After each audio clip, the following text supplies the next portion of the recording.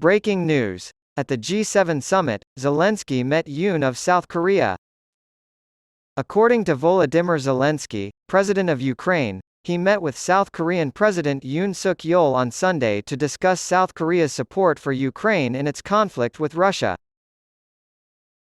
This is the first time the two leaders have met, and it took place on the sidelines of a summit of Group of Seven, G7, leaders in the Japanese city of Hiroshima. We appreciate, Yoon, providing humanitarian and non-lethal aid to Ukraine, especially with regards to demining vehicles. Zelensky tweeted his anticipation of continuing work with the team.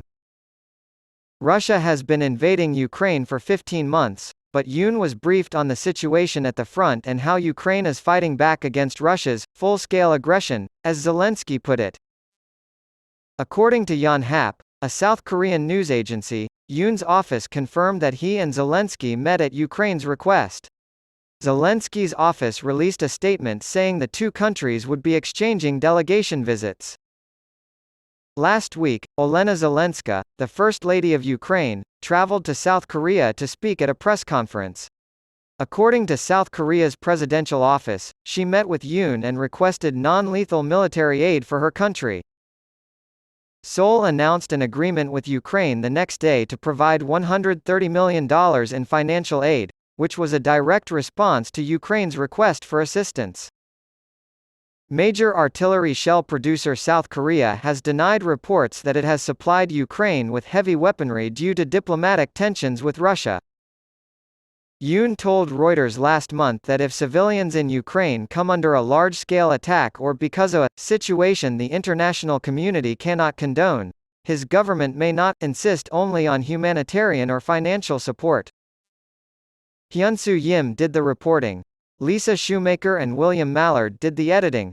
This Sunday, Turkish President Recep Tayyip Erdoğan enters the final week before a historic runoff election as the heavy favorite to extend his Islamic-rooted rule by another decade, all the way to 2028. In the parliamentary and presidential elections held on May 14, secular leader Kemal Kılıçdaroğlu had the best showing of any opposition candidate during Erdogan's era of dominance.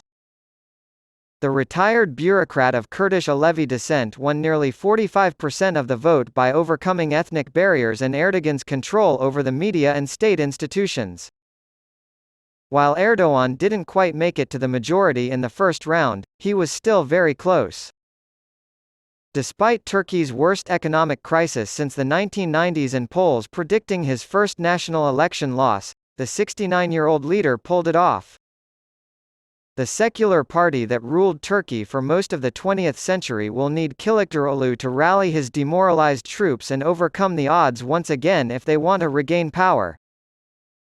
The consultancy Eurasia Group predicted that Erdoğan would win with 80% of the vote on Sunday.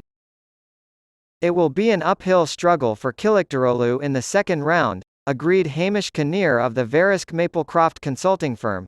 Smaller right-wing parties, which Erdoğan rode to victory, garnered nearly 25% of the vote in the parallel parliamentary election. Kılıçdaroğlu is trying to win over these voters ahead of the runoff. The 74-year-old reorganized his campaign staff and scrapped his previous strategy in preparation for the most pivotal week of his political career. He no longer records casual clips in his kitchen but instead delivers thunderous speeches in which he promises to immediately rid Turkey of millions of migrants.